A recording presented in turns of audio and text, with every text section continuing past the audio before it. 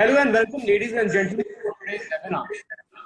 I am Mohit Goel, a practicing advocate, partner at Sidhant Attorneys at Law, and a co-moderator for today's webinar. The topic for today's webinar: injunction and damages in patent litigations, consideration and challenges, is, to my view, a rather interesting one. It is both relevant and relatable to patent litigation strategies and across the globe. Both injunctions and damages, which have their own considerations, and courts and practitioners are often faced with various challenges in dealing with the grant or denial of these reliefs in a time-bound manner. To discuss these considerations and challenges, we have today an esteemed panel of guests. First and foremost, we are deeply privileged and extremely grateful to have with us as our guest of honor, Honorable Justice Manmohan, sitting judge of the Delhi High Court. Justice Manmohan was on the original side roster and on the commercial division roster of the Delhi High Court for many years. While on these rosters, Justice Manmohan heard several IP disputes, including patent disputes, such as the SEP infringement litigations. He has pronounced various judgments which have today become landmark decisions in their own right. Since time will not permit me to set out the list of all these judgments, I want to specifically mention his judgment in the case of UTV software. In this case, Justice Manmohan for the first time laid down law on the principle of dynamic injunctions, which to my view would be relevant to even patent disputes and for today's topic. Thank you, sir, for accepting our invitation. Our next eminent speaker is Mr. Gaurav Pachnanda. Mr. Pachnanda, a Felix scholar, is a senior advocate whose practice is focused mainly on commercial and corporate litigation, including domestic and international arbitrations, with a significant multi-jurisdictional component. Mr. Pachnanda is regularly engaged in IP disputes, including many patent litigations. Mr. Pachnanda is a door tenant at Fountain Court Chambers, London, and a registered foreign lawyer at the Singapore International Commercial Court. Sir, we are extremely grateful that you accepted our invitation to speak on the topic of today's webinar. Thank you, sir. Our next eminent speaker for the day is Mr. Jeffrey Chapman. Mr. Chapman is a Queen's Counsel and a Barrister at Fountain Court Chambers, London. He is frequently instructed in many high-profile commercial disputes, including patent litigations in UK. Most recently, Mr. Chapman appeared in the largest ever claim for damages on a cross undertaking ever brought in the patent court in the UK. He will surely discuss some important aspects relating to this topic from an English law perspective. We are again extremely grateful that he accepted our invitation to speak on the topic of today's webinar. Thank you, Mr. Chapman. Last but not the least, I would like to introduce partner in crime, Mr. Sidhant Goel, a practicing partner at Sidhant Attorneys at Law and a co-moderator for today's webinar. Sidhant's practice focuses mainly on commercial litigation and is today leading several patent disputes and litigations before various forums across India. He regularly advises clients on constructing global enforcement strategies for their patent portfolios. And without taking any further time, I will now request Sidhant to get things started. Thank you, Mohit, for the introductions. We are indeed grateful and privileged to have such a distinguished panel with us today to speak on today's topic. To start things off, I will now request Justice Manmohan to offer his views on today's topic. Thank you. Respected Gaurav Pachnanda ji, Mr. Chapman, Mr. Sidhant, Mr. Mohit, ladies and gentlemen. After a long time, I have been asked to open an innings. Normally, after everyone has batted, I am asked to step in. So I will introduce the concept and leave it to the big hitters, like my learned friends who are eminent counsel, to entertain you in the slog overs.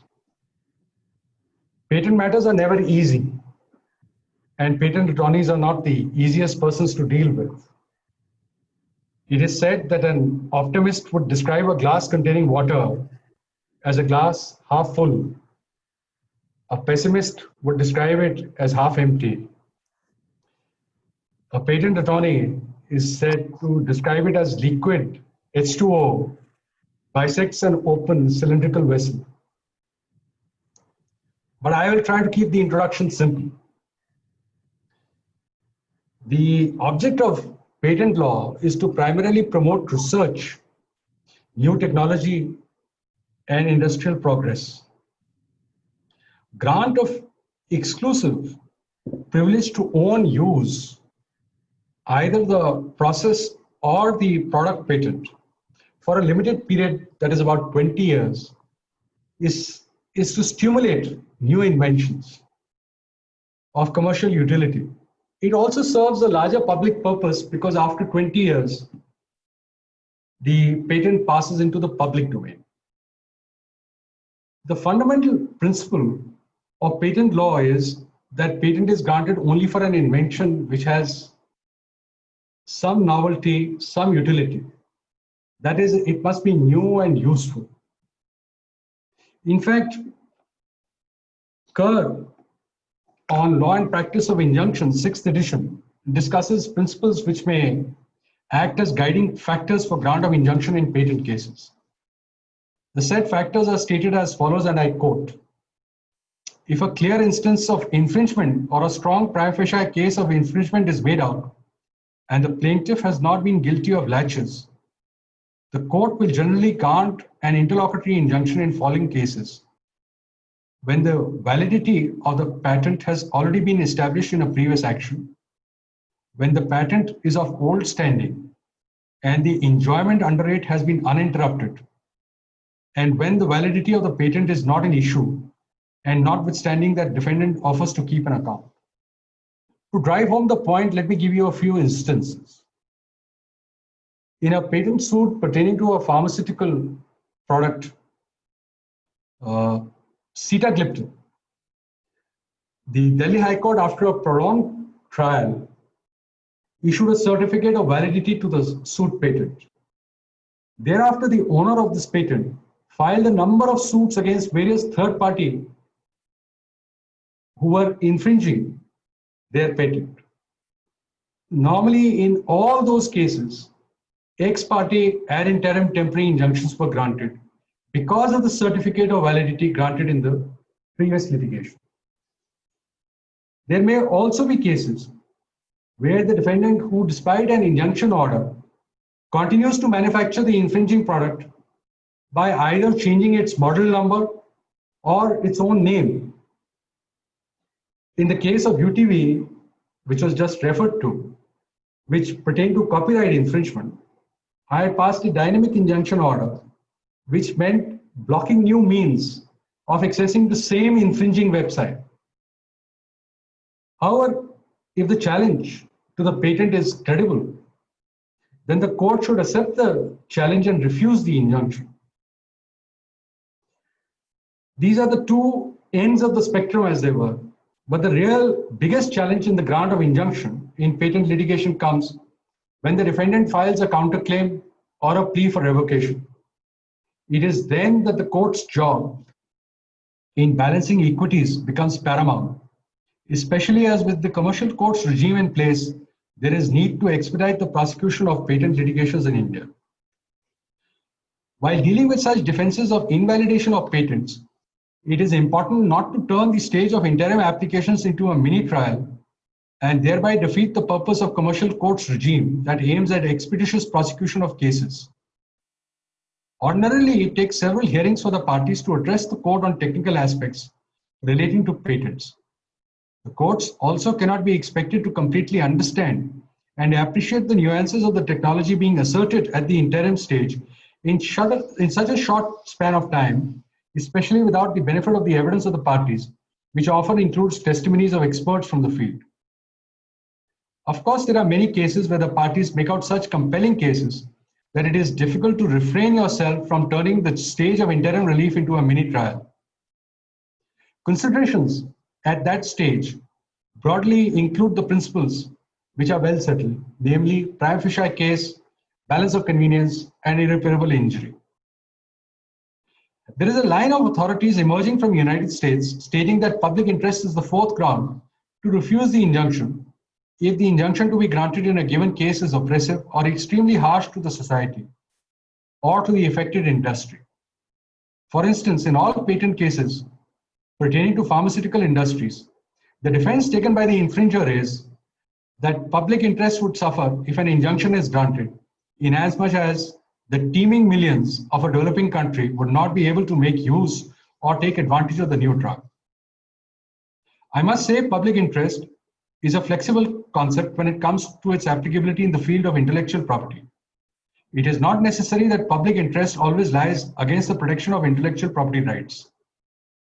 It is thus a question of fact which has to be decided on case-to-case basis as to where the public interest lies in that case. Consequently, the application of these principles again turns on the facts based on which the courts do grant or refuse injunctions outright. However, in many cases where a plaintiff is granted an injunction, delays are seen from the plaintiff's side, while if the plaintiff is denied an injunction, delays are seen from the defendant's side. The need of the hour is therefore to look beyond the typical grant or refusal of injunction and turn the stage of interim relief into a solution for expeditious disposal of patent litigations. A few approaches that I would consider extremely practical in cases where the plaintiff patentee is able to prima facie show that the defendant is infringing the suit patent, but the defendant also presents a credible challenge to the validity of the suit patent at the interim stage could be as follows. A. Direct the defendant to deposit with the court by way of a bank guarantee a portion of the proceeds received from the sale of the alleged infringing products made in the past, as well as during the pendency of the case on an ongoing basis, as has been ordered in several standard essential patent matters, such as ordered by the division bench of the Delhi High Court in the case of Giovanni versus Erickson. B. Direct the defendant to deposit with the court in cash a portion of the proceeds received from the sale of the alleged infringing product made in the past as well as during the pendency of the case on an ongoing basis. C. Direct the defendant to deposit with the court a lump sum amount from the portion of the proceeds received from sale of the alleged infringing products by way of a bank guarantee. D. Direct the defendant to deposit with the court a lump sum amount from the portion of the proceeds received from sale of the alleged infringing products by way of a cash deposit. E. Direct the defendants to deposit with the court a combination of bank guarantee and cash deposit a portion of the proceeds received from sale of the alleged infringing products made in the past as well as during the pendency of the case on an ongoing basis, as was ordered in the matter of Communication Components Antenna versus Ace Technologies by Justice Pradivasi. By following any of the above approaches, the plaintiff would be able to see the tangible benefits he can receive from the final outcome of the case, or as I would say, the light at the end of the tunnel, which would push the plaintiff to expedite the prosecution of the case rather than being satisfied with the interim relief obtained. Of course, this expedition from the plaintiff's side would be visible only if the plaintiff is confident that it would succeed at the end of the trial. Since the defendant would be out of pocket for a portion of its sale proceeds from infringing products, not just from future sales, but even for past sales, the defendant itself would expedite the prosecution of the case as well.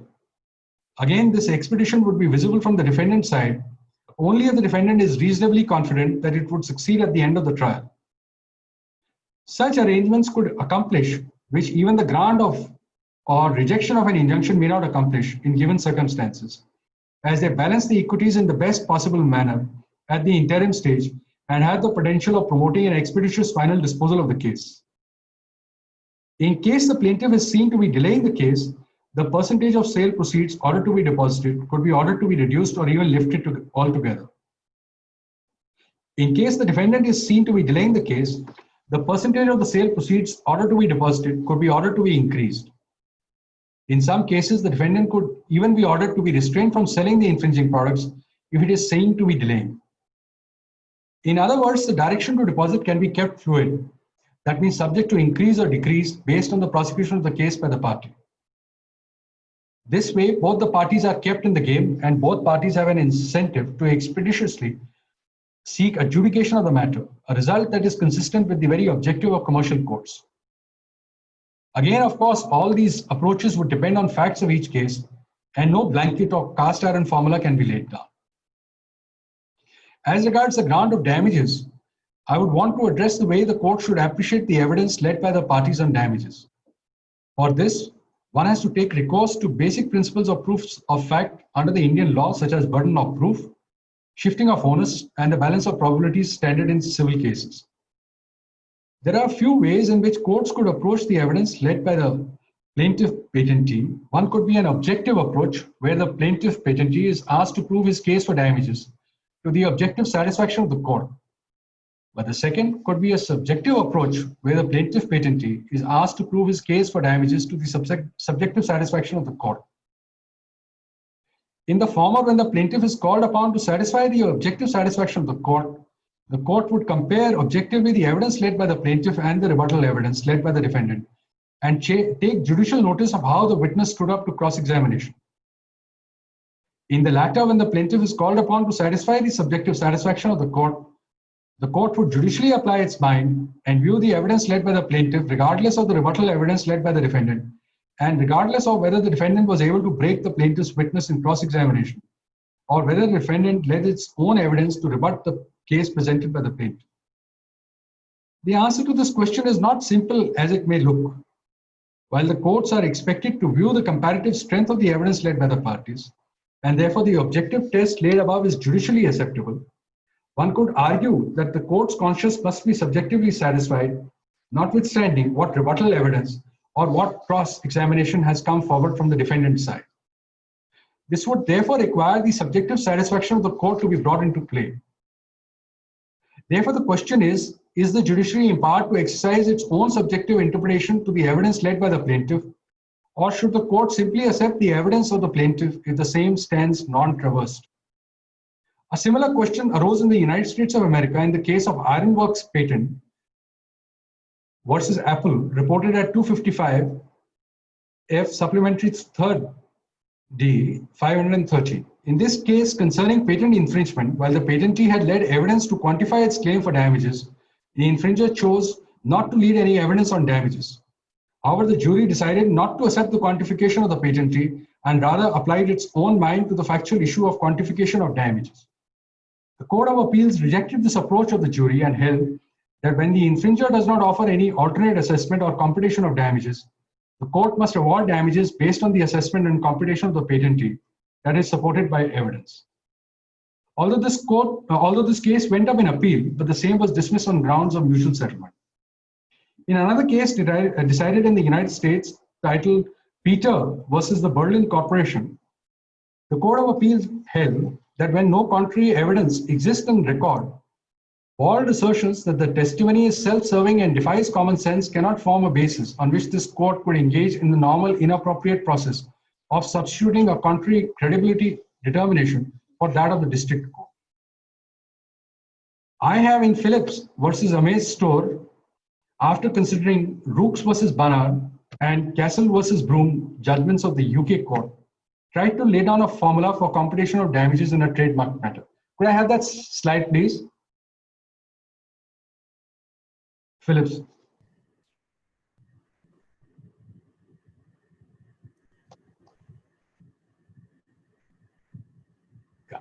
In this case, I pointed out that in case it's a first time innocent infringer, an injunction would lie, simple. Second, if there's a first time knowing infringer, it would be injunction plus partial costs. Repeated knowing infringer which causes minor impact to the plaintiff, it would be injunction plus costs plus partial damages. If it was a case of a repeated knowing infringer which causes major impact to the plaintiff, it would be injunction plus costs plus compensatory damages.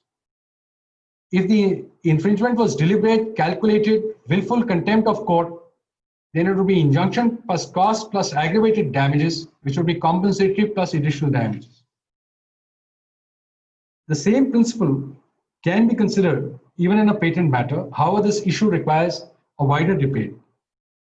To conclude, patent litigation is an emerging field, and the principles which are to apply with regard to this field of litigation are yet to fully crystallize in India. I am sure this debate and discussion would help in crystallizing and formalizing the principles. Thank you very much.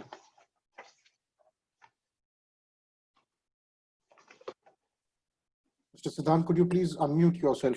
Mr. Sidhant, could you please unmute yourself? Thank you. Thank you, Justice Manmohan, for that interesting discussion on the topic of today's webinar.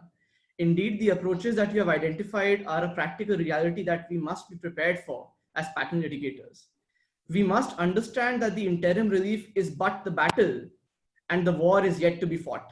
And as a matter of fact, the approaches that we have identified answers many questions that we have received at the time of registration and the concerns of many practitioners and clients about how to deal with delays in patent litigations. Also, sir, the objective approach that you have elucidated for appreciation of evidence has seemed to be the judicial trend and perhaps is the way forward. Whatever be the quantum of damages, sir, which are being claimed by the plaintiff, a consistent approach ought to be adopted to bring certainty to the system. The rules of appreciation of evidence should be consistent, notwithstanding the damages claimed being in a few lakhs or running into hundreds of crores. Just as the rules of leg before wicket in cricket are the same, notwithstanding the batsman being Ishant Sharma or a Sachin Tendulkar. It is time that patents in India are seen not just as a monopolization tool, but also as a monetization tool.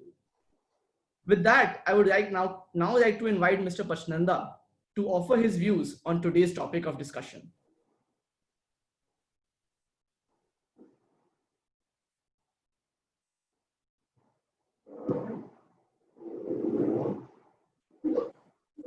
Thank you, Sidhant. I'm grateful to Honorable Justice Manmohan for such a illuminating overview of the issues involved in matters relating to patent litigation, particularly with respect to the scope of injunctive remedies and damages. In my own presentation, I wanted to talk a bit about the issues that arise and consideration and challenges that we face in matters relating to calculation, award of damages in patent litigation.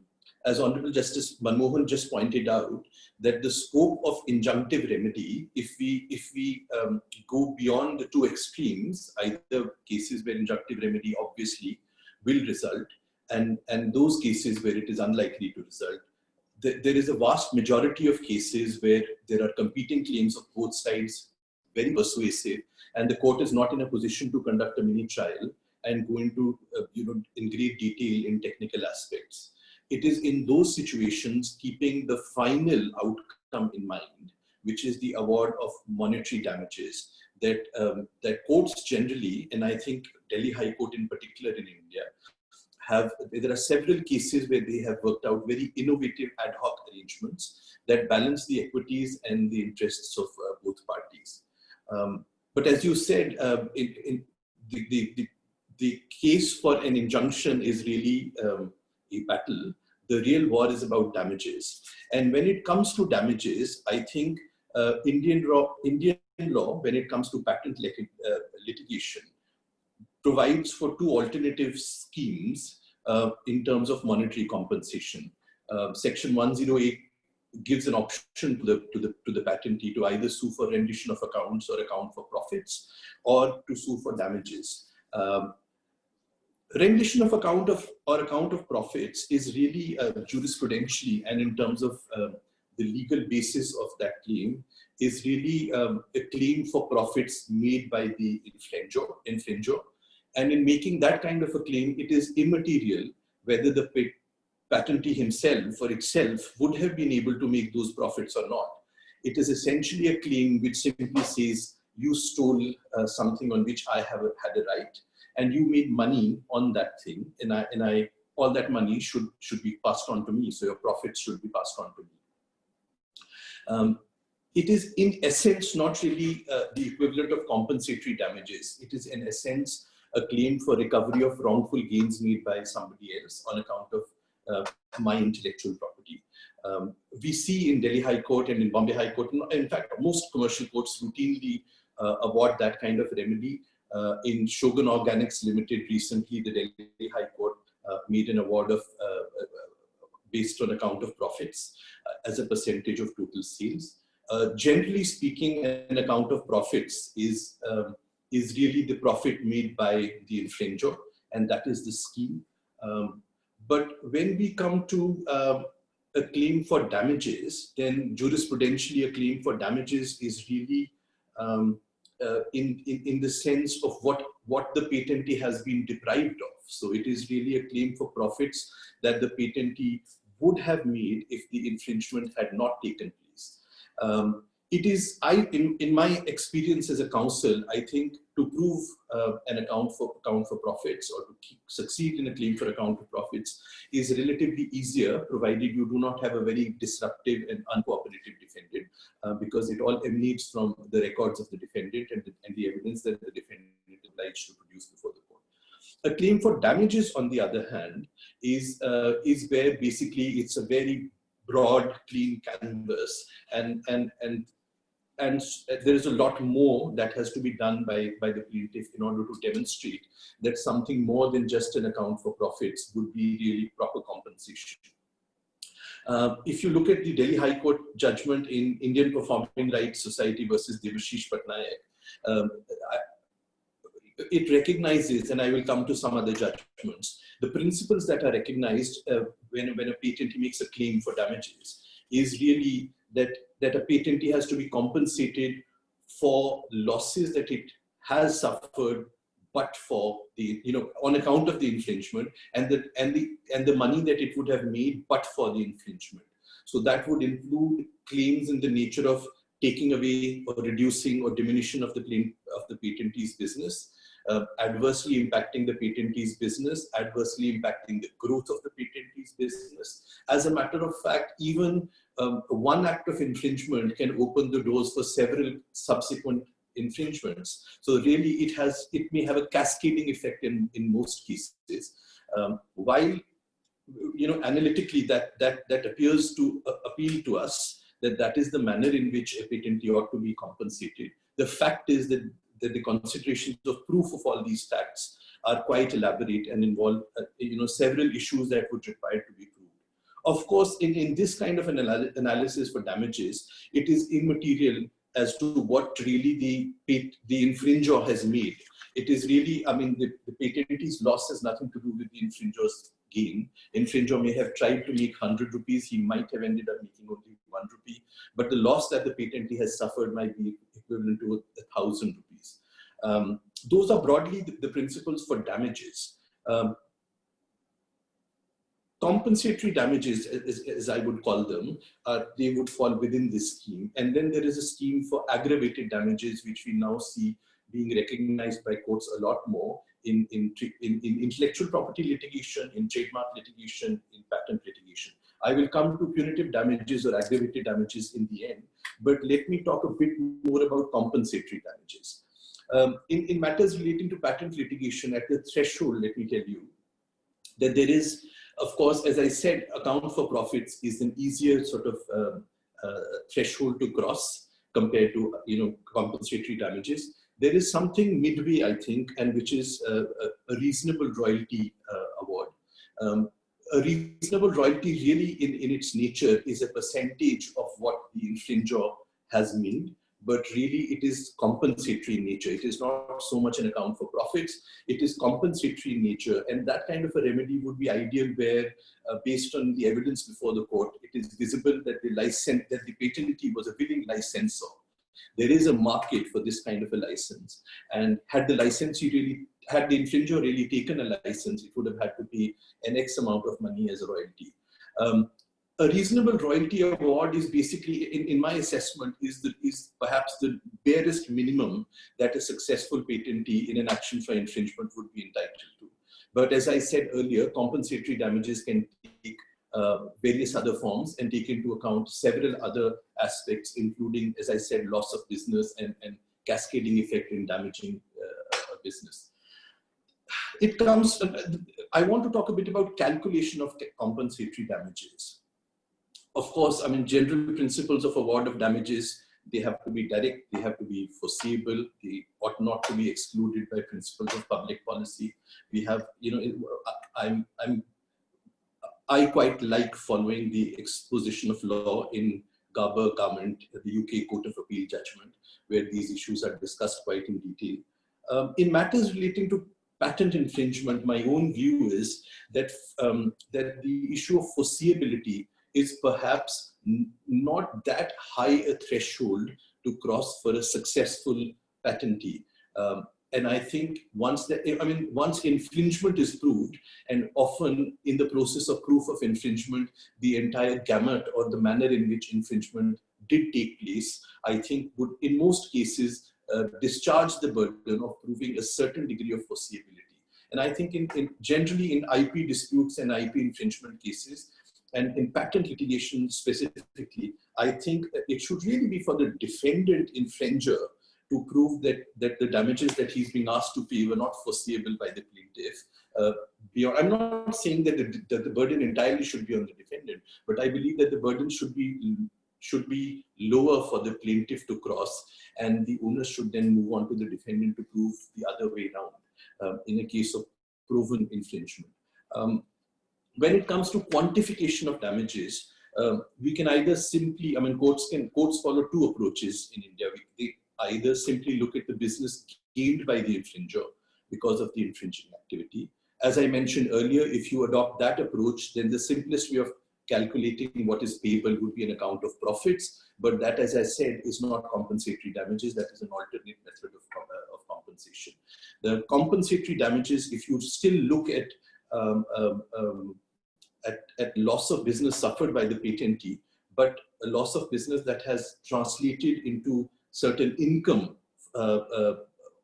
gained by the infringer, in such cases, it may be possible to, for example, look beyond a simple award of account for profits, but look at the evidence that the plaintiff has produced in terms of what the plaintiff would have made, the patentee would have made in case of that business. So there's a judgment of a learned single judge in Sterlite Technologies where it has been noticed that often the percentage of profits that an infringer has made is much less than the percentage of profits that the patentee itself would have made. Often the price of the goods, infringing goods that the infringer is selling at is much lower than what the patentee would have sold at. So these are aspects that can be looked into, and instead of an award of account for profits, it is possible for courts to make an award of compensatory damages based on the profit percentage that the plaintiff has proved. For example, infringer makes 5% profit on a good sold for 100 rupees, but really plaintiff has demonstrated that it would have sold that product for 200 rupees and would have made 30 rupees as profit. So would it be possible for the court to award 30% of 100 rupees against the infringer, profit percentage that the patentee has lost on the goods that the infringer has sold? And those are sort of innovative options that are considered. In IPRS judgment that I mentioned earlier, the Delhi High Court said this very clearly, that we don't really have to look at always at the infringer's gain. It is really the loss concept that has to be looked at. There may be alternative cases where it is not possible to link the loss suffered by the patentee at all with the business gained by the infringer, or it might be impossible to prove whether the infringer has made any business or has made any profit. And then there may be cases where the infringer has carried out an infringement, damaged the patentee, but really has not made substantial profits. How do you compensate the patentee in those cases? So that is a hypothetical reconstruction of market kind of concept, where based on several assumptions, and it is not just guesswork, several assumptions, highly technical in nature, the impact of one infringement having a cascading effect, all these issues, often with the help of market projections and expert evidence, are proved to the satisfaction of the court. The Indian Supreme Court has held in several cases, particularly if you see Berne standard, that in the case of a breach of this nature, when you're awarding damages, all possible assumptions have to be taken in favor of the party that is injured. In this exercise, the US Supreme Court has held in Story Parchment that the risk of uncertainty should also go to the should be borne by the infringer, and the benefit should go to the injured party. So in such cases, while it's an assumption and a hypothetical exercise with some facts that are capable of proof, but all possible assumptions should go to the benefit of the patentee. If you look at, there is, however, something that will be of great significance. You make all these assumptions for a relevant period, but you notice that there are certain current market fluctuations that you cannot disregard. So for example, if you were looking at a claim for damages in today's period. And that claim, when you had filed the affidavit of your expert witness 1 year ago, was based on several assumptions. But do you disregard the impact of COVID on the market while actually awarding a claim? So obviously, if you look at the Supreme Court, UK Supreme Court judgment in Bunch, the view expressed by Lord Sumption, that in such a case of even hypothetical reconstruction of market or calculation of damages, generally the real market conditions cannot really be ignored if they would have had an impact on actual loss that you're trying to claim.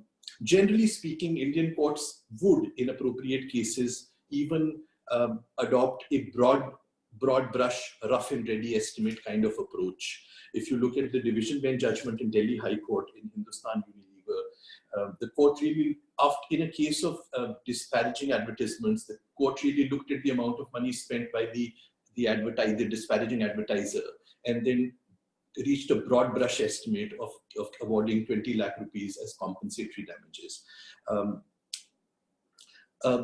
It's very interesting because while expressly this subjective approach that Honorable Justice Manmohan mentioned to is not the term used in Hindustan Unilever, but I feel that the tendency of Indian courts to adopt this broad brush approach or rough and ready approach is something that is perhaps the tipping point from where the subjective calculation of damages or the subjective approach of courts will really take off, and eventually I think the jurisprudence will develop. I will now come to the last point, that in addition to compensatory damages, Indian courts would generally in intellectual property litigation and in patent litigation make an award of punitive damages as well. But in cases where there is some element of aggravated injury, some element of conspiracy or planned damage or planned, in the nature of theft, those are the cases where courts, the Indian courts have routinely recognized principles of punitive damages. In Hindustan Unilever, punitive damages were recognized. The principle was that you cannot really award punitive damages in the absence of an award of compensatory damages, because punitive damages must follow compensatory damages. But as Honorable Justice Manmohan then later on held in his own judgment in Conical Light Phillips, that it is really, you're making an overall award of damages, and punitive damages can be a component rather than an independent head of damages. And that principle is recognized in Indian law.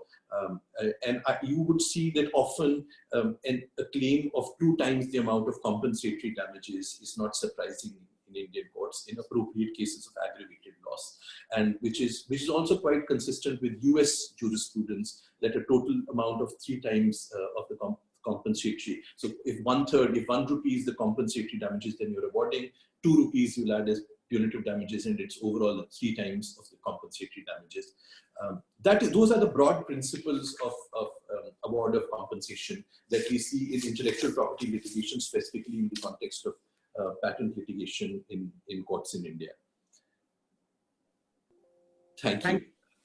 Thank you, sir. I think that was extremely illuminating with respect to the kind of damages and how to calculate those damages that you just give an overview about. And I think it is in line with the general principles of tortious law that the infringer's gain need not be the patentee's loss. And although at first glance it may sort of unreasonable, but if I come to think of it, if I bang my car into my neighbor's wall, I may have caused my neighbor damage of his wall, but I have gained nothing. So it is a similar concept where the defendant has fractured my monopoly right by introducing infringing products. He may or may not have made any money out of fracturing my monopoly, but because my monopoly has been fractured, and irretrievably perhaps so, I am entitled to the damage that I have as a plaintiff incurred, notwithstanding what damages, what gains the defendant has made in that process. And I think that after your speech, it seems quite reasonable and perhaps the way forward in such litigations. And I also noticed that the concept of the infringer's gain need not being the plaintiff's loss is also discussed in the case of Castle versus Broom, which Justice Manmohan referred to while deciding the case of Amazon, Amazon. And so therefore there is clearly a line of jurisprudence both in the US and in the UK which proceeds on the line that in patent infringement matters, the defendant's gain is immaterial. It is the plaintiff's loss that must be compensated. He must be restituted to the same position, but for the infringing acts. With this, if I could now invite Mr. Jeffrey Chapman to offer his views on today's topic, and especially in the context of the very recent judgment in Nurim versus Milan that just came 2 weeks back. Over to you, Mr. Chapman. Thank you. Good afternoon, my lord, ladies and gentlemen. It is an honour, a pleasure and a delight to come in at number 3 in such a formidable batting lineup. I'm unworthy of such a promotion, but I will do my best to provide, at the very least, an entertaining cameo of an innings. I have some slides because, of course, I have a good face for radio, and I'm now going to try and put those onto the screen.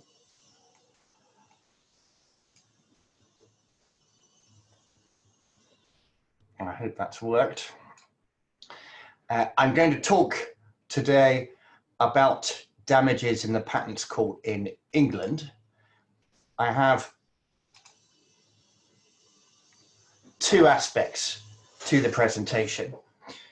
Firstly, damages inquiries to establish the loss suffered by a party who has been injuncted, where the injunction is subsequently discharged as having been wrongly granted, inquiries as to damages on cross undertakings. And secondly, damages claimed by the owner of a patent seeking an interim injunction assessed according to the usual rules applicable to claims in tort. So far as the first aspect is concerned, damages inquiries, I had the pleasure of representing Sandoz in the largest ever claim for equitable compensation or damages arising out of a patent last year in a case called, as you can see there, it's the Court of Appeal decision in Sandoz and NAP. That case resulted in a 21-day trial and 21 days of my life that I will never get back. I had to cross-examine something like 32 factual witnesses and 3 of the 6 experts in that period. The case settled on confidential terms before judgment, counsel having done all the work, including closing the case for 4 days and summarising all of the evidence that we'd seen. There was something like 80 lever arch files, a plethora of material. I think it's fair to say I'm only now getting over it. However, that damage inquiry has got some practical lessons which may be of interest in how one goes about proving loss that's been caused by an injunction. So that's the first matter I'll talk about. The second matter is the Nurim decision, which I mentioned in the first slide, Nurim Pharmaceuticals and Generics UK Limited, which is literally the most exciting decision in the Patents Court in England in the last 12 months. I know that's a very high bar.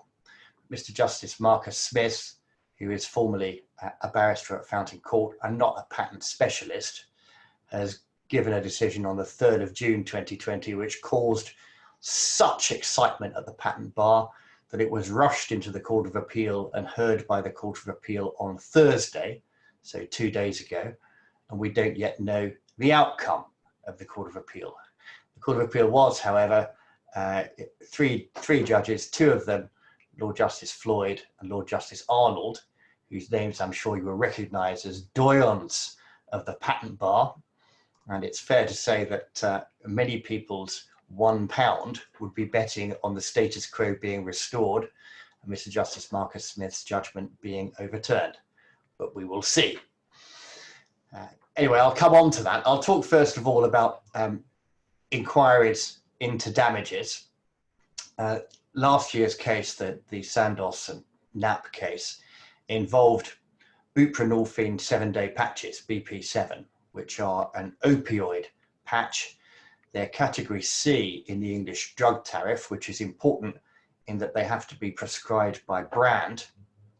And the effect of that, and why it's important, is that when a generic was about to be launched by Sandoz, Relatrans, at 30% below the list price of the originator product, that would have led to a price fall, but it wouldn't have led to a price crash.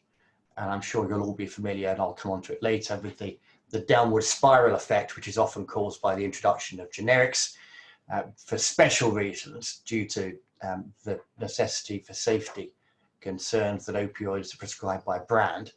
There wasn't a price crash in this case. And that meant, as I'm sure you will have immediately realized, that there was far more money in play than there would be in a case where there would be a price crash because of the introduction of generics. And the claim in Sandoz for the injunction was something over £100 million, even though the injunction was only granted on the 22nd of February 2016. And after a speedy trial in which it was held there was no infringement of the patent, there was then a swift appeal, and the injunction was finally discharged on the 2nd of August 2016. So the new product was only kept off the market for a period of just under 6 months. Notwithstanding that, and this is often an issue in damages inquiries, the Sandoz case was that by being kept out of the market for almost 6 months, they lost first generic mover advantage, and it gave the incumbent originator, NAP, the chance to establish its own generic, Butec, as a generic in the market, the leading generic in the market. And by the time Sandoz came to market in August 2016, it had effectively been stitched up with those health authorities who were most likely to switch to a generic brand in order to save money, having already switched. And Relatrans, therefore, rather than having a barnstorming launch and becoming an extremely profitable product, had a much less impressive launch and ended up with a much smaller market share than it said or it hoped it would get. So that led, therefore, to a Relatrans claim, which essentially was based on a hypothetical scenario. And as you will know, you may well know, the principles in England for an inquiry into damage caused by an injunction that's wrongfully granted were set out in the Apotex case. And essentially the law says that the court has to work out what would have happened if the injunction had not been granted. And so we're into the world of counterfactuals. We had to turn the clock back to February 2016 and try to work out what the most likely outcome would have been had Relatrans been able to launch in February 2016 rather than August 2016. And the Sandoz case was, it was no use looking at August 2016 to see what would have happened in February 2016, because by August 2016, the market had, in vernacular terms, been stitched up by the incumbent, which had used the 6 months of the injunction to switch health authorities who were using the originator product to the generic, to its own generic product. And that led to really a massive fight. I was brought into the case as a commercial litigator because the patent lawyers, who are extremely clever and had worked out why the Sandoz patent was a workaround and didn't infringe the NAP patent, took the view that, frankly, 25-day inquiries were not what they were really interested in doing, and cross-examining multiple witnesses was also not something that normally goes on in the patents court. And so a commercial silk, me, commercial junior, and a patent team of solicitors took the case forward to trial. The practical lessons we learned, the case having settled, and therefore I'm not able to read you out a reasoned judgment of Mr. Justice Morgan explaining what he thought of it all, was that if you are trying to prove a large claim for damages, then you need to produce compelling documentation from your client seeking the damages, showing with a considerable degree of confidence what it is they say they would have achieved. and that would include robust contemporaneous forecasts, showing what Sandoz thought that they were going to achieve, proper launch documentation, witness evidence from the sales force showing what they would have done, evidence about the manufacturing capacity, a major point. If you are claiming that you would have sold huge quantities of a product, then you need to be able to prove that you could have manufactured huge quantities of the product if you're going to claim loss of profits for the lost sales. We had, but in principle one would need to have evidence of what happened during the injunction period, including reports up to board level. And in an ideal world, not necessarily the world we were in, litigation lawyers would have been involved from the time when the injunction was granted with a view to looking forward to try and win the inquiry. Because it's all very well getting the injunction discharged, but if you then only obtain a very small amount of compensation, that may not put you in the position you would have been in if the injunction hadn't been granted in the first place, because you need to persuade a court that that's what it should do. So those are some practical tips. In many cases, of course, the damages will be agreed. They'll be in a much smaller number, but there are cases such as the Sandoz case where the sums in question are sufficiently large that a commercial kind of trial will be necessary in order to prove the loss that's been suffered. So that's inquiries into damages. The second subject I wanted to talk about was the Neurim Pharmaceuticals case, which was a claim for an injunction to prevent the launch of a generic form of Circadin, which is a drug to improve the quality of sleep. The hearing took place at first instance on the 3rd of June, I think a couple of weeks ago, and an expedited trial to see whether the patent was infringing or not had already been fixed for October this year. The traditional test for injunctions, which I understand from my law's presentation is similar in India, is you need to establish, first of all, whether there's a serious issue to be tried, which in pretty much every patents case is not going to take very long. There always will be one. The second question is, are damages an adequate remedy for the claimant? So can the holder of the patent be adequately compensated in damages? If not, is the cross undertaking in damages sufficient for the defendant? And if there's doubt, what's the balance of convenience? And the position in England for many years has been that the courts have been very keen to protect the originators, the holders of the patent, and where generic drugs have been launched, and there's been a claim that the generic infringes the originator's patent, then, as Terrell, the standard textbook on patents, tells us, the courts have been more than willing to give effect to evidence that the introduction of a generic will have an irreversible downward spiral effect on price, which means that it's going to be very difficult to calculate the damages that an originator might suffer, because once the price goes down, it's very difficult, if not impossible, to put it back up again. And therefore, the courts have erred on the side of giving injunctions against generics. And that view has been the practice in the Patents Court for a number of years now. But it was challenged in Neurim, and it was challenged in front of a judge who is not from the patents bar, but is more like me, used to the commercial court way of doing things, and more familiar with the traditional American cyanamide approach. And in his judgment, which is as ever remarkably clear and cogent, Mr. Justice Marcus Smith explains that the calculation of damages in patent cases is no different from the calculation of damages in any other tortious case.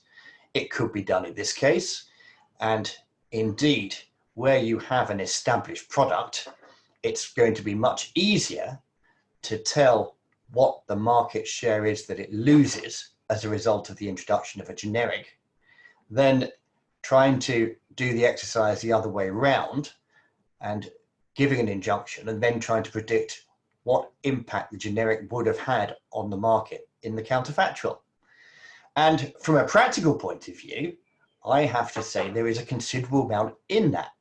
When you are arguing before a court, as we were 3 years after the injunction was given in the Sandoz and Knapp case, and you're trying to turn the clock back to February 2016 at a time when there was no injunction and ask the court to assume that nothing that actually happened after February 2016 actually happened, that's extremely difficult to do. Judges, perhaps unsurprisingly, do look to the real world for guidance. And they say things such as, well, we can see what happened in August 2016. Why wouldn't that have happened in February 2016? And I think in Neurim, the court's approach was really to think about what that exercise would involve and say, do you know what? It's going to be much easier to work out what loss has been caused to the incumbent, the person with the product already on the market, than the loss that will be caused to the person who's going to come onto the market. And we can work out, the court will in due course be able to work out if the injunction has, it should have been granted but wasn't, the court will be able to work out what effect the fall in the market price will have. Here that it's important to note, oops, I went too far. Important to note that the patent was due to expire in August 2022. So the time going forward that you had to calculate the loss is not that long. It's only just over 2 years. And the court's reasoning was that the projections were far more uncertain for the new entrant than they were for the originator. Difficult to quantify the advantage, as this slide says, of being the generic first mover.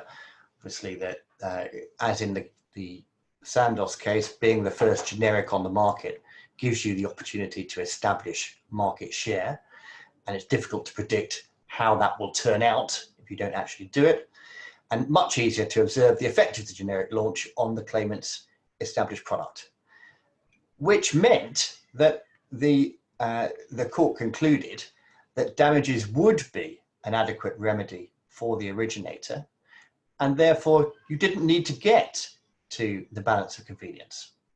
If damages are an adequate remedy, then no injunction should be granted. Mr. Justice Marcus Smith dismissed the injunction application in the nicest possible way. I believe he gave permission to go to the Court of Appeal. And as I say, we are all now waiting with bated breath to see what the Court of Appeal is going to say. And so there we are, two aspects of damages from the English courts, both of them in fact connected. And it's quite easy to see that the principles by which one assesses damages in a normal tortious case need to be applied to the special instances which occur of patent infringements, but they are still the same general principles. Large cases involve more factual issues than small cases, but the legal principles underlying them are the same. And that is all I would like to say on the subject. Thank you. Thank you, Mr. Chapman. I think what you have mentioned today is something which really throws light upon how damages ought to be calculated even in an Indian scenario. Of course, the one comment I thought I should make is that eventually if Neurim's claim for damages is going to be tested, of course, because it is going to be a hypothetical reconstruction of the market, as Mr. Pachnanda had also stated a few minutes back, any doubts in the computation, any doubts in the hypothetical reconstruction, because it is all in the would have hemisphere, should be resolved in favor of the patentee. For otherwise, you are not only denying him an injunction, but also putting a very strict test of a hypothetical reconstruction of market, which may not be accepted by the court just because it is hypothetical in nature. So perhaps the connected test is to always resolve any doubts in favor of the patentee and throw the onus on the defendant to disprove the quantification calculation given by the plaintiff. And I also noticed, that how foreseeability, again, which Mr. Pachnanda had mentioned during his discussion, is again a given factor in an infringement suit because of the facts and because of the nature of a patent litigation, where there is a patent in a jurisdiction, it is being infringed in that jurisdiction. Of course, it would cause damage. Of course, the infringer knows that if it is found to be infringing, it will have to pay up damages. And therefore, the only question that remains is of quantification and calculation. Now, that brings me to a very interesting point of discussion. And Sir, Justice Manmohan, I would like to throw you a question. In the UK, under the American Synomid test, there is a concept of giving a cross undertaking where the plaintiff can be asked to provide an undertaking that if it is found that the injunction granted to the plaintiff at the interim stage was wrongly granted, then the defendant would be liable to be compensated for all damages flowing from the wrongful injunction granted at the interim stage. Now, my question is it permissible under the Indian legal system for a defendant in a patent infringement suit to claim damages from the plaintiff on account of an injunction that is granted against the defendant at the interim stage, but is eventually discharged after trial? So if you could have some views on that from you, sir. Yeah, in my view, most certainly. See, we follow the concept of restitution. We also believe that no party will be prejudiced by an act of the court. And it would be the endeavor of the court to ensure that a party who has suffered on account of its decision, which is finally reversed, should be put back in the same position as far as practicable in which he would have if the decision adverse to him had not been passed. And that principle has been followed consistently by the Supreme Court, whether it's Kavita Trahan versus Balsara Hygiene, or it is Kerala State Electricity Board versus MRF. We have a catena of judgments on restitution. In fact, there's a specific provision in the CPC on that score. And we've been following it. Only issue is the defendant normally doesn't exercise that power or that liberty which he has, doesn't press upon for this relief. If it is pressed for, it will have to be granted, in my view. That is settled law, I thought. Sir, would that also mean that the courts can start looking at asking patentees to put in bank guarantees for in return for issuing interim injunctions, as defendants are asked to do so? It would depend on the strength and the weakness of the case. It can't be a cast iron formula, no? You'll have to see. Suppose there is a certificate of validity given in a previous litigation, then certainly you will not ask for a cross undertaking. Right. But if you feel that the defendant has also made out a prima facie case for revocation, then you would certainly, or a counterclaim is properly made out, then you would certainly ask for cross undertaking if required. But that the bar will also have to move appropriate applications, and this point will have to be urged with full gutso in a proper case. That's the issue. Right. Thank you. Thank you, sir. So my next question to Honorable Justice Manmohan is that whether the concept of dynamic injunctions, which you have laid down in the UTV case, can be extended to infringing products that are introduced by the defendant in the market after the grant of an interim relief in favor of the plaintiff. And these new infringing products have the same functionality as the infringing products that form part of the originally framed suit. And they have been introduced in the market only to circumvent the interim relief. So what in this case, sir, I mean, because dynamic injunctions as a concept which was introduced by you was in the context of a defendant changing its own identity. But what if the defendant is to change the identity of the infringing product without changing its functionality per se? How would you, sir, look at that in the context of dynamic injunctions, especially given that the plaintiff cannot be expected to keep amending the plaint, to keep introducing fresh products into the plaint? So what are your views on that, sir? See, prima facie, I would say, why not? But this would certainly require an in-depth examination. And the facts of the case would have to be seen. If you just show my slide on that UTV, which I had prepared, just one paragraph I had culled out from the dynamic injunction. If Mohit, you could show that. I think you had it. See, I said dynamic injunction orders can be passed against Hydra-headed rogue websites who, on being blocked, actually multiply and resurface as redirect or mirror or alphanumeric websites. Dynamic injunctions mean block additional domain names, URLs, and or IP addresses that provide access to the same websites which are the subject of the main injunction. Therefore, the dynamic injunction merely blocks new means of accessing the same infringing website. For instance, if the injunction is passed against torrent and they resurfaces torrent A or torrent 1 or torrent 123, then certainly the injunction, you don't need to file a substantive suit all over again because you're preventing access to the same infringing website. That the same defendant launches a product which has the same functionality but by a different model number. Certainly, you can amend the plaint and incorporate that. But that would really depend on the facts of each case and will have to be examined in length, in depth on this issue. Yes. Mr. Sidhant, please unmute yourself. Unmute. Sorry, one more very interesting question, sir, for Justice Manmohan. I mean, we're getting a lot of questions, sir, for you. Which is being asked is that should parties be permitted to file additional documents which are intended to quantify damages along with their evidence affidavits? And if yes, should the standard of scrutiny for such documents be less stringent as compared to the standard of filing additional documents intended to establish liability? No, I think the standard would be the same. Why should the standards vary? The standard of proof should be the same. It can't vary, to my mind. So the standard permitting a document to be brought on record, because there may be situations where your damages computation only comes in at a later stage. You may not have computed your damages at the time of filing the suit. So at the time of filing your evidence affidavits, perhaps you need expert evidence. You may be required to rely upon certain additional documents that were not filed initially. You'll have to take leave of the court and make that case. Yes, yes. See, it's easier said than done. Unless until that case is made out, it will be difficult to entertain, because don't forget, our rules today are very, very stringent. Yes. We have worked very hard on the 2018 rules, and the intent was to expedite the trial and to ensure that no adjournment takes place.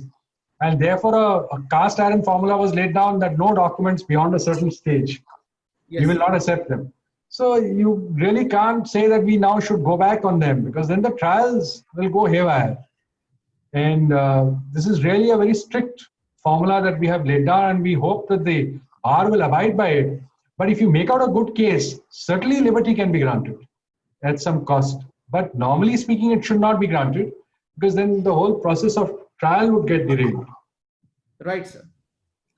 So my next question would be for Mr. Pachnanda. Sir, when you mention about foreseeability, causation in the context of damages, so what would be your view that if there are multiple infringers of a suit patent in the market, can a plaintiff claim its entire loss from any one of the infringers rather than having to sue and claim damages from all the infringers? So whether you would be entitled as a matter of law to obtain all your losses from any one infringer, or would you have to apportion and only that amount of damages which have been caused by that particular defendant can be obtained by a plaintiff?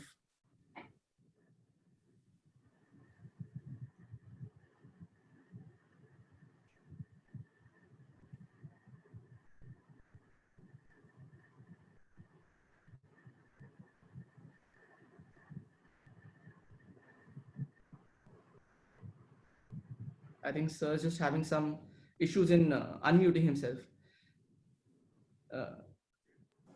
Okay, am I audible? Am I audible now?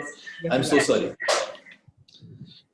So Sidhant, I think when it comes to joint tortfeasors, whether they are concurrent tortfeasors or consecutive tortfeasors, in the sense that whether there are simultaneous acts causing injury or whether there are consecutive separate acts causing injury, I think the broad principle would be whether they result in the same damage or they cause the same kind of loss. And in cases of same damage, they would be jointly and severally liable. So it would be open for the patentee to recover his entire damage from any one of them, subject to the broad rule that if he has recovered any part of it from the other joint tortfeasor, then that has to be accounted for in the overall claim against this one. I think that would be the broad principle that I can think of. Of course, in case of several tortfeasors where they are causing different damage, then the very liability would be separate. So there's no question of joint or separate liability. But joint tortfeasors resulting in the same damage, they'd be jointly and separately liable. Right, sir. Right. Thank you so much for that, sir. So, Mr. Chapman, what would be your views under UK law on that position? On being able to recover the entire damage from one infringer rather than having to go and sue all the infringers? Yes. It's a short answer. Yes, you can. There's no difference so far as Indian law and English law is concerned. You can. You're looking for the infringer who would have the wherewithal to pay the damages that you're seeking, but where the tortfeasors are jointly and severable liable, then you can recover the damage from all of them. There may be difficulties where the infringers have different products, and where you're saying the loss caused by one product is different from the loss caused by another product, but in principle, all of the loss you've suffered is recoverable. Right. Mr. Chapman, my next question is again to you. Is a plaintiff who has obtained an interim injunction capable of also claiming damages from the defendant as a result of the irreparable spiral effect that the pre-injunction activities of the defendant have had on the pricing of products by the plaintiff, subject to the mitigating effect that the injunction may have had? Again, a short answer, yes. A longer answer, it's always open to an originator to claim damages as well as an injunction. In the English pharmaceutical market, because of the need to obtain marketing authorizations before you launch a product, the originator always has some notice of a rival product being launched on the market, because it's very heavily regulated, and the way it works is a market authorization has to be obtained before a new product can be put onto the market, and the originator then has some time to write letters to the new product, warning them that they would be in breach and seeking undertakings, and then being able to go to court to try and prevent the launch. There are cases, and there have been cases, where the launch has just about taken place and some of the alleged infringing pharmaceuticals have been sold, where there would be small claims for damage, and where also there is a price effect which comes into play before the injunction. And in those circumstances, if it's subsequently established that the product was breaching the patent, then damages would be recoverable. But as I'm sure you know, the originator pharmaceutical companies engage highly capable lawyers who spend a lot of time scrutinizing their potential rivals in order to work out when and where they need to go to court to obtain injunctive relief, to try and minimize the claims for damages that will result, because we all speak as if damages are just automatic, and of course it's right that the person with a patent gets all sorts of assumptions made in their favor, but still litigation comes with a cost. It comes with a time cost, it comes with a management cost, and it comes with a financial cost, and it's very difficult to make yourself whole. And I think patentees would rather get an injunction at an earlier stage rather than have to rely upon a damages claim, which is there in principle. So, Justice Manmohan, what would be your view, sir, on the equity of being for a plaintiff to be capable of asking for both an injunction and damages, and having obtained an injunction, what would be the effect on his claim for damages if at all it survives? In a patent matter, normally the primary relief which a patentee seeks is injunction and damages. And the experience that has been is that the life of the patent is too short for Indian standards. Say, registration itself can take about 5 to 10 or even 12 years or 13 years. It's gone that far. for registration. And by the time it comes to court and you go for a full trial at the appeal stage, the final hearing at the Supreme Court, the patent's life has virtually come to an end or is about to come to an end. So damages is the primary remedy which he actually presses.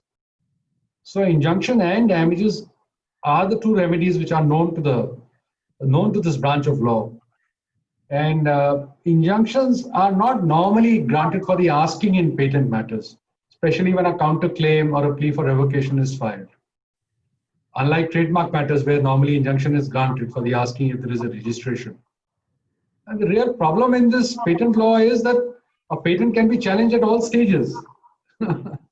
It's open to challenge at all stages. That's the beauty of this law, unlike the trademark law.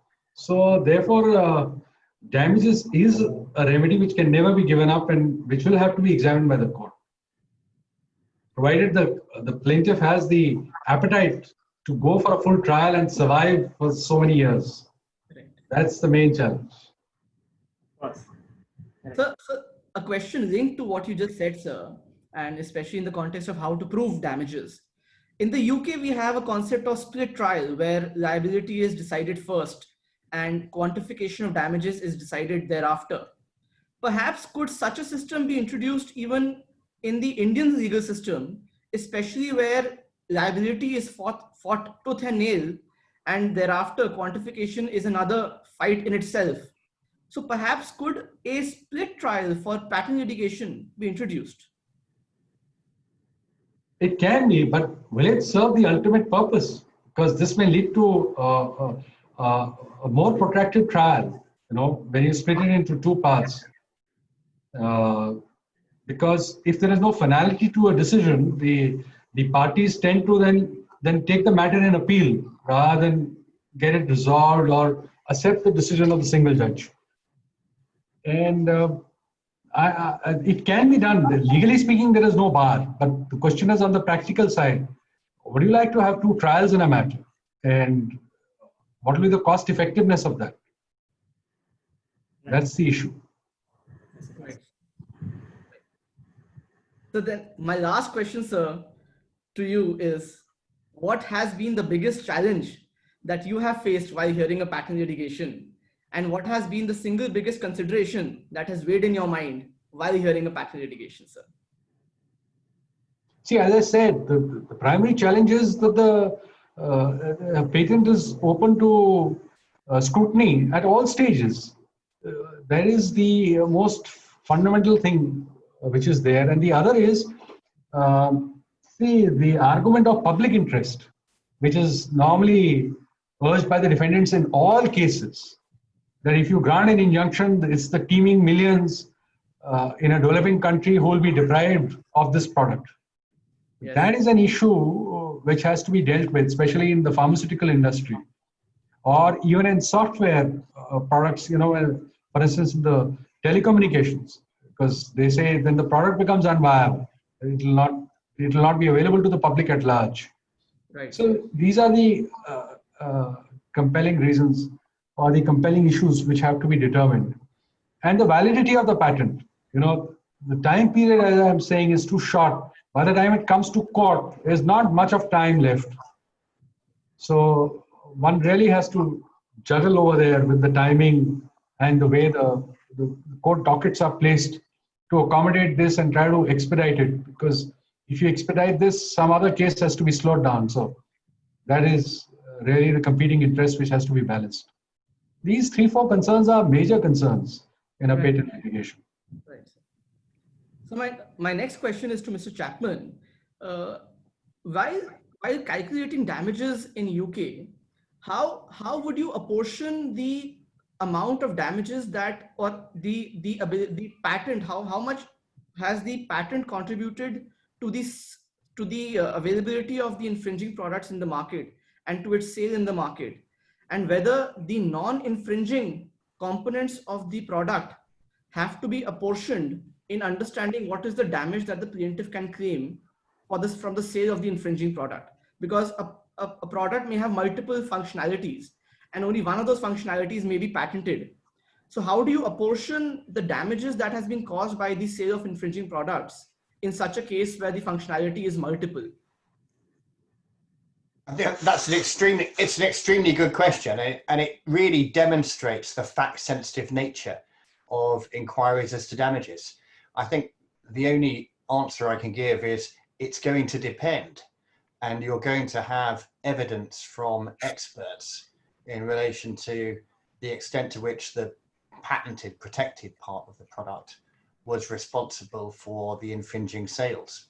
And that's going to vary. And there are multiple, and I think it's actually a very good reason why many of these claims do not come to court, because the parties realize that the kind of question you just posed, which is excellent, is just the kind of question that's going to take days and days to resolve in front of a patents judge who's going to be sitting there scratching his or her head and listening to expert after expert giving perfectly honestly held but entirely different views as to what the impact is. And while that evidence is, the judge will listen politely, it's likely to be of very little assistance ultimately in enabling him to determine what the right answer is. So your question it's a good one. It will undoubtedly impact the assessment of damages. The extent to which it will is going to be fact sensitive. And one can only have pity and admiration for the member of the judiciary who will have to resolve the matter in due course, particularly because whatever he says is going to be challenged in the Court of Appeal.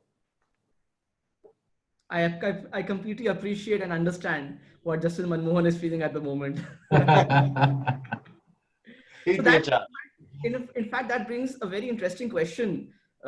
That, Sir Justice Manmohan, is it time for India to adopt a system for having specialized courts dealing with patent litigations, such that A, it expedites the disposal of such matters, B, it has some level of technical expertise associated with it, and C, there is an efficacious remedy with respect to damages that the patentee can foresee to be at the end of the day. So what are your views on that, sir? No, it may be a suggestion worth trying out, but I am not so sanguine about it. For instance, when you sit on the criminal side, the criminal bar will always come and tell you the best judgments have been rendered by lawyers who have not practiced on the criminal side. So you can never be sure about this. But yes, a certain amount of familiarity and a certain amount of certainty needs to be brought into this field. And in fact, one of the ways we are trying to do this is, in fact, in 2018 itself, when the rules had been amended drastically of the Delhi High Court, we had set up a committee of 3 judges to examine the patent rules. And we had said that we must have our own rules to expedite the trial and to lay down certain principles which would govern how the process should move to bring about more certainty in the process. That exercise is going on. It is virtually on its last legs, I'm told, and shortly the bar would be taken into confidence with regard to the new patent rules and how the trial would be streamlined.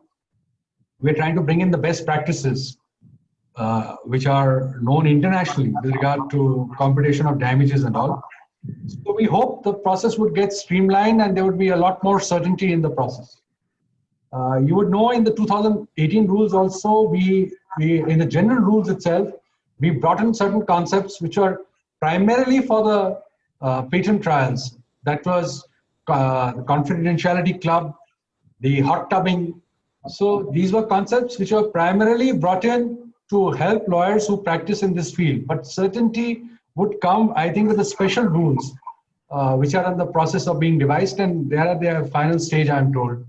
I think another month or 2, they would be shared with the bar and then brought into force after some time.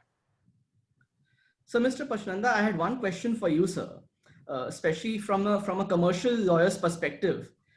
Under the Patents Act, we have a provision for appointment of scientific advisors who can aid and assist the courts in understanding the science involved or giving evidence on scientific matters. So what would be your views on also extending the principles of scientific advisors to damages experts? Because damages is as much a science as the patent or the invention may have a component of science in it. So what are your views on extending scientific advisors to also include damages experts, sir? So, good question, Sidhant. And I think I think this is an area where very good assistance is capable of being provided to courts in India. And I think in calculation of damages, you see, when you present as a lawyer, when you present a certain methodology or mechanism by which you've calculated damages, it is only natural for the judge, who's also a lawyer, to legally question those concepts and sort of try to understand them. But I think there are nuances which are capable of being justified on principles of accounting and principles that are specific to calculation of damages. And I think there is a lot more comfort and a lot more confidence that can be given to the court, and assistance that can be given to the court in making a final and a comfortable assessment of what the amount of damages should be. Now, having said that, I also already see a trend. I mean, there is a growing sort of pool of professionals who provide that kind of assistance to courts and tribunals, and I think this will become increasingly significant as we see larger claims for damages being awarded or being claimed before courts, and I think they will provide very good assistance to courts. Of course, when a party brings a damages expert, there will be a counter damages expert that the defendant will bring. And I do not know whether eventually there would even be situations where those two damages experts would be subjected to hot tubbing, or the court itself would appoint its own expert to take a final view of two competing reports. But yes, broadly speaking, I think this is a very technical area, and I think we are capable of providing much better support and assistance to the courts with the help of damages experts. So there was just one question, Mr. Pachnanda, I would like to ask you: how can we as litigators improve or contribute to the expeditious disposal of patent litigation? Everybody will have. It's a very. I think the answer to this question has to be jurisdiction specific, and I think it will also depend on lawyers. So from my perspective, I personally see that when I'm doing a very big and complicated matter, at least half the time is spent because I am being asked or instructed to argue points, which are points but are not really winning points. They're just points that will consume time. I think when you go to a trial, a serious commercial trial, it's very important to know which are the battles that you're going to fight and which are the ones that are not worth wasting your time. And I think that one thing, from a lawyer's perspective, of course, from a senior counsel's perspective, of course, if I have the freedom to just choose the main points that I want to win or lose the case on, then I think it would help me focus and try to expedite the matter. Of course, when you look at the case from a solicitor's perspective, you may have different considerations. And for example, adjournments would be one of the issues that you may think of. As a senior counsel's perspective, I don't see that too much of a problem, because I wouldn't, to the extent possible, I wouldn't allow an adjournment to be asked for on my behalf or whatever. But I think from my perspective, the one factor that could help me move on with the case and get it decided very quickly is if instead of fighting all the battles or all the points that we've decided to fight on, we could just take on the points that really will decide, the points that ultimately will appeal to the judge and based upon which the court will decide the matter. Those are the points really that you really need to fight about or argue about or lead evidence on. And sometimes we sort of paint on a very large canvas that leads to a lot of wastage of time. Thank you, sir. Thank you, sir. Thank you, sir. We have, during this webinar, received a host of questions, and I think which unfortunately we could not put to the panel due to paucity of time. Perhaps if the panelists to agree, we can organize a follow-up to this webinar. The topic to cover particular aspects of this topic and patent litigation as a whole. For now, I would like to hand over to Mohit for his closing remarks. Thank you, sir. I would like to thank Honorable Justice Manmohan, Mr. Pachnanda, and Mr. Chapman, who have engaged us and the audience in such a thought-provoking discussion today. I also thank the audience who registered in large numbers for this event, considering we decided to go ahead with the event only 4 days back, we received an enthusiastic response from colleagues and friends from various industries. It is perhaps a topic which was rather interesting and has not been spoken about much in the past. Please do send us feedback about the event. We also extend our gratitude to Fountain Court Chambers for supporting this initiative and to Lex Witness for making this webinar a seamless event in such a short span of time. Thank you, everyone. Have a wonderful evening. Thank you, sir. Thank you, sir. Thank you. Thank you. Thank you. Thank you. Thank you. Thank you, everyone. I think I've now been caught at deep mid-wicket. I shall go and have some lunch. Pleasure and delight. Thank you. Thank Goodbye. you, Chapman. Bye.